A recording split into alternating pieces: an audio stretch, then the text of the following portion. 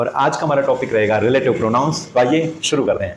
Relative pronouns में जो pronounce हमारे होते हैं मेनली जो होते हैं वो हैं who, which, whom, whose, that, what. अब इनका यूज हमें सीखना है और एक और अंतर आपको करना है कि आप देखेंगे कि who, which, whom, whose, that, what ये इंटरोगेटिव प्रोनाउन भी कहलाते हैं। तो आप कैसे पहचान करेंगे? सबसे पहले तो आपको रिलेटिव और इंटरोगेटिव के बीच की पहचान पता होनी चाहिए, क्योंकि जो वर्ड्स हैं वो सेम रिपीट होते हैं। ठीक है, तो हम कैसे पता लगाएंगे? आप देखिए किसी भी सेंटेंस में यदि ये इंटरोगेटिव प्रोनाउन के तौर पे यूज होंगे तो ये सब्जेक्ट के रूप में आएंगे, ये सामने आएंगे और पीछे क्वेश्चन मार्क आएगा। ठीक है, इनमें से दैट हटा देंगे, बाकी जो सभी हैं वो इंटरोगेटिव प्रोनाउन में आते हैं।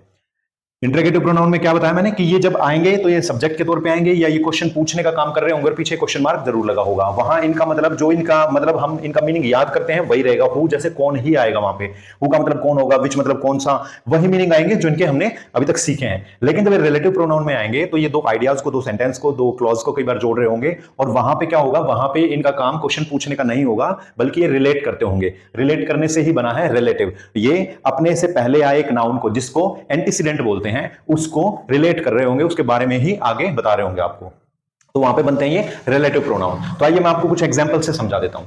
रिलेटिव प्रोनाउन में हु जो होता है, हु का इस्तेमाल ह्यूमन बीइंग्स के लिए किया जाता है। आपको सबसे पहले ये मालूम रहना चाहिए। विच इसके बाद है, विच एनिमल्स के लिए, बर्ड्स के लिए आप इसका इस्तेमाल कर सकते हैं और नॉन लिविंग थिंग्स के लिए। ठीक है, इसके बाद आया जो मेन हम पहले वो कर रहे हैं दैट। दैट हम सभी के लिए इस्तेमाल कर सकते हैं, ह्यूमन बीइंग्स के लिए भी इस्तेमाल हो सकता है, लेकिन कुछ कंडीशन होती हैं तभी दैट का इस्तेमाल human beings, animals, birds, non living सभी के लिए किया जा सकता है। इसके बाद एक और आता है व्हाट। व्हाट का यूज मैं आपको इन तीन को समझाने के बाद कराऊंगा। ठीक है, बाकी जो यहां पे आप कहेंगे कि रह गया हु के बाद whom, whose, whom, whose, who, ये एक जैसे ही हैं, ये तीनों ही ह्यूमन बीइंग्स के लिए इस्तेमाल किए जाते हैं, लेकिन ये सब्जेक्ट की जगह पे आता है। जहां पे सब्जेक्ट की नीड हो, सब्जेक्ट के बारे में बताना हो तब हु आएगा। ये ऑब्जेक्ट की जगह पे आएगा और ये इसका पजेसिव होता है। पजेसिव एडजेक्टिव की जगह इसका इस्तेमाल हो सकता है, जैसे आप करते हैं ना माय, योर, आर, देयर, इसी तरह से इसका इस्तेमाल होता है हुज, जब हु के संदर्भ में हमें इसको इस्तेमाल करना हो। तो आइए कुछ एग्जांपल से और समझते हैं। तो आइए कुछ एग्जांपल से एक बार फिर से समझते हैं। हमने याद किया था रिलेटिव प्रोनाउन में हु, हुम, हुज ये अक्सर ह्यूमन बीइंग के लिए इस्तेमाल किए जाते हैं। रिलेटिव प्रोनाउन में इनका मतलब हमेशा हु जैसे जो, हुम जिसे और हुज जिसका या जिसकी, इस संदर्भ में इसका इस्तेमाल किया जाता है।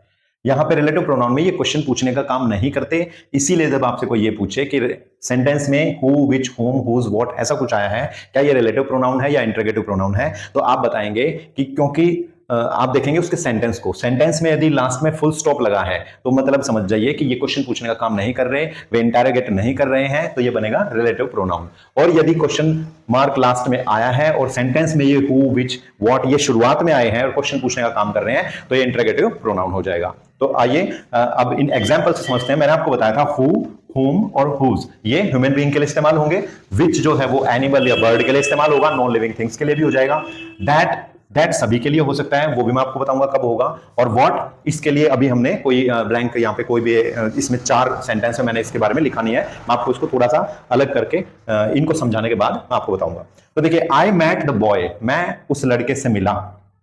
किस लड़के से? Was going to the market. अब आपको पता है हु, विच, इन से आपको फिल करना है और बात किसकी हुई है? बॉय की। बॉय किस में आएगा? ह्यूमन बीइंग में काउंट होएगा।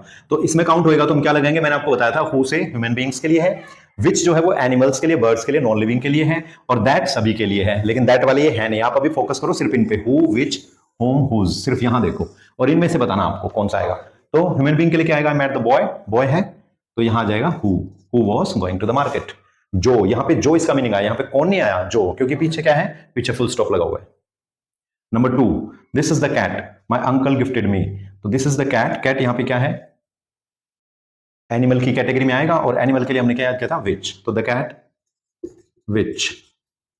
आई met Radha had just come, जो अभी अभी आई है, मैं राधा से मिला जो अभी अभी आई है। अब राधा यहां पे क्या है? ह्यूमन बीइंग है, हु आएगा, लेकिन हु और हुम में आपको ये समझना है जहां पे भी ह्यूमन बीइंग के लिए ऑब्जेक्टिव केस की डिमांड होगी वहां पे तो आप होम लगाएंगे और जहां पे सब्जेक्टिव केस की डिमांड हो वहां हु लगेगा। अब आप कैसे पता लगाएंगे कि यहां पे हु लगेगा या होम लगेगा? हु किसके लिए मैंने बताया? सब्जेक्टिव केस, जब सब्जेक्ट के तौर पे डिमांड हो, और यहां पे ऑब्जेक्ट के तौर पे जब डिमांड होगी तो क्या आएगा? होम। अब देखिए आई मेट राधा, यहां पे क्या है? Subject, verb, object. फिर आपको पता है रिलेटिव प्रोनाउन रिलेट करते हैं दो क्लॉज को, दो सेंटेंस, यहां पे अगर समझ लो दो पार्ट में ये आया है इसको, तो यहां देखिए आप, यहां ये वर्ब है, हैज कम, यहां पे वर्ब है ना, तो इसके बाद इसको क्या डिमांड, वर्ब अगर आई है तो 100% क्या सब्जेक्ट तो आएगा ही आएगा। अब अगर वर्ब आई है तो इसका सब्जेक्ट भी जरूर होगा, सब्जेक्ट जरूर होगा, तो सब्जेक्ट डिमांड कर रहा है, यानी कि यहां आएगा हु। अब यहां देखिए आई मेट राधा, सब्जेक्ट है, वर्ब है, ऑब्जेक्ट है। इसके बाद देख लो यहाँ पे यू सब्जेक्ट है, इनवाइटेड वर्ब हो गई। अब यानी ये क्या डिमांड कर रहा है, सब्जेक्ट है तो दो सब्जेक्ट तो नहीं मांगेगा ना एक सेंटेंस, तो क्योंकि वर्ब एक आई है तो ये एक ही सब्जेक्ट मांग रहा है। अब सब्जेक्ट वर्ब तो आ गया, हम इसके और बढ़ाना चाहें तो क्या बढ़ा सकते हैं, सब्जेक्ट तो नहीं बढ़ा सकते, सब्जेक्ट ऑलरेडी है, तो अब क्या आएगा ऑब्जेक्ट। और जब हु का इस्तेमाल हमें ऑब्जेक्ट के तौर पर करना पड़े तो हु नहीं लिखते, क्या लिखते हैं, हुम। तो आपको ये अंतर करना है कहां हुआ आएगा कहां हूं, एकदम से देख के आपको पता नहीं चलेगा कि भाई सीधे ये आपने पढ़ लिया कि यहां राधा है तो हुआ आएगा, यहां राधा है तो यहां भी हुआ आएगा, ऐसा नहीं है। आपको पढ़ना है कि डिमांड किस चीज की हो रही है, थोड़े से यहीं पे ध्यान से समझना होता है, बाकी बहुत इजी होते हैं रिलेटिव प्रोनाउन। आइए अब आगे बढ़ते हैं। अब यहाँ देखिए क्या आएगा, this is the girl, girl है तो आपको ये तो पता लग गया कि ह्यूमन बीइंग है, और हु वाला आना है यहाँ पे, और हु के साथ लेकिन अलग अलग क्या होते हैं, हु, हुम और हुज।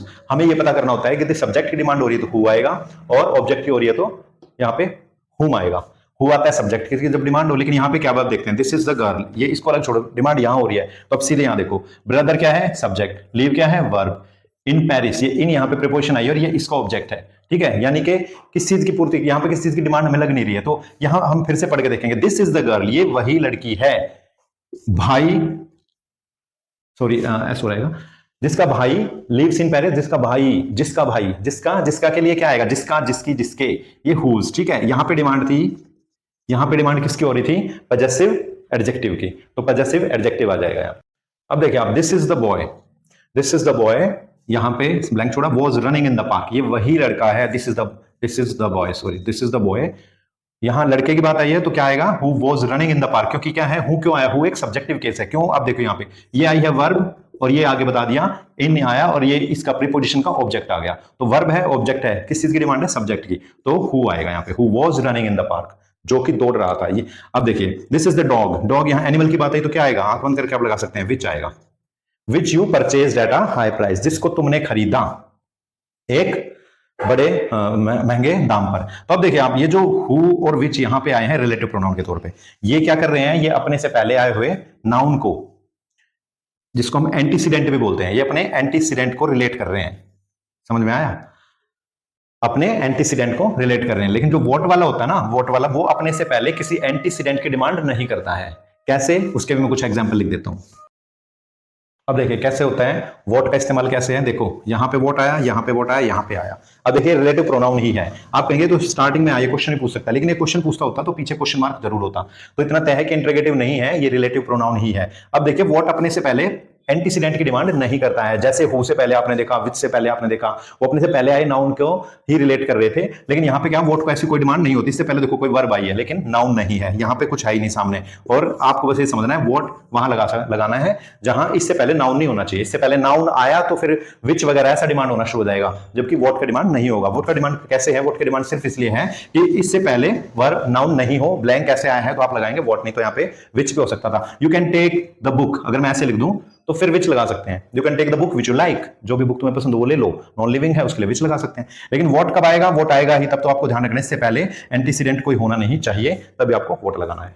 दैट कब कब लगेगा, हमने पढ़ा था दैट ह्यूमन बीइंग्स के साथ भी लग सकता है, दैट यहाँ पे नॉन लिविंग थिंग्स के साथ भी लग सकता है, दैट बर्ड्स के साथ, एनिमल्स के साथ, सबके साथ आ सकता है, लेकिन कंडीशन होनी चाहिए, और वो कंडीशन क्या हो कि इससे पहले जो ब्लैंक आया हो ना, उससे पहले कोई या तो सुपरलेटिव डिग्री आई हो। सुपरलेटिव डिग्री कौन सी होती है, बैड, वर्स, वर्स्ट, तो उसमें जो वर्स्ट है वो सुपरलेटिव है, गुड, बेटर, बेस्ट, इसमें जो बेस्ट है वो सुपरलेटिव है, स्ट्रॉन्ग, स्ट्रॉन्गर, स्ट्रॉन्गेस्ट, जो स्ट्रॉन्गेस्ट है वो सुपरलेटिव है, ठीक है, ऐसे मोस्ट वाले, ठीक है, ओबीडियंट, मोर ओबीडियंट, मोस्ट ओबीडियंट, तो ऐसे मोस्ट, ठीक है, beautiful, more beautiful, most beautiful, तो जो सुपरलेटिव डिग्रीज हैं अगर इनमें से कोई आई है पहले, तब हम वहां पे क्या लगा देंगे, दैट लगा देंगे, चाहे हु डिमांड हो रहा हो, विच डिमांड हो रहा हो, मतलब नॉन लिविंग की बात हो, ह्यूमन बीइंग की बात हो, किसी की भी बात हो, तो हम क्या लगा देंगे, सुपरलेटिव डिग्री आई हो तो वहां पे दैट लग जाएगा। जैसे ये वो सबसे अच्छा स्टूडेंट है जो आपकी मदद कर सकता है, तो यहां पर बेस्ट स्टूडेंट, स्टूडेंट आपको पता है ह्यूमन बीइंग ही होगा कोई, है ना, होगा ना ह्यूमन बीइंग स्टूडेंट, तो यहां पे आना चाहिए कायदे से क्या, जो हमने याद किया कि ह्यूमन बींग्स के लिए हम हु लगाते हैं,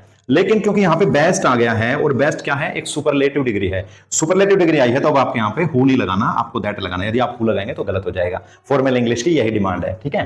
this is the best student that can help you, क्योंकि आई थी सुपरलेटिव डिग्री। सुपरलेटिव डिग्री आप याद रखें, आपको याद भी होनी चाहिए, तभी आपको ध्यान आएगा। ईएसटी वाले मोस्ट लग के जो आते हैं वो सारे सुपरलेटिव हैं। एक तो हो गया ये। अगर सेंटेंस में सेम आया है, सेम वर्ड आया है, तो भी आपको लगाना, जैसे this is the same girl who attack her neighbours.